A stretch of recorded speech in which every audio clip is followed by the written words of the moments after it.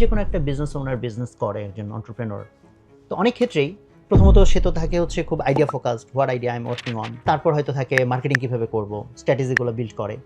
And পুরো কাজটা করার জন্য শুরুতে হয়তো একজন দুজন মিলে কাজ করে, দেন আস্তে আস্তে সে লোক হায়ার করে, এবং সে মোস্টলি খুব পারফর্মিং লোক, কারা ভালো কাজ করতে পারবে, স্কিল কাদের আছে সেরকম ইন্ডিভিজুয়ালসদেরকে হায়ার করে, এবং সে মনে করে যে মোটামুটি কাজ তো হয়েই গেল, বিকজ কাজ করার মতো লোকজন জোগাড় করে ফেলেছি, আই হ্যাভ স্ট্র্যাটেজি, ইভেন আমার যে রিসোর্স দরকার সেগুলো আছে, স্টিল দেখা যাচ্ছে লট অফ বিজনেস ফেল।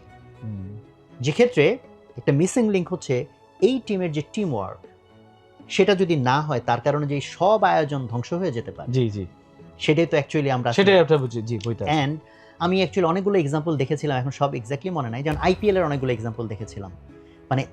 ওই যারা ছিল প্লেয়াররা যারা সব হচ্ছে মিডিওকার অথবা খুব দুর্বল টিম বলা হয় যাদেরকে, জি জি, লাস্ট পর্যন্ত গিয়ে কাপ পেয়েছে তারা। প্রথম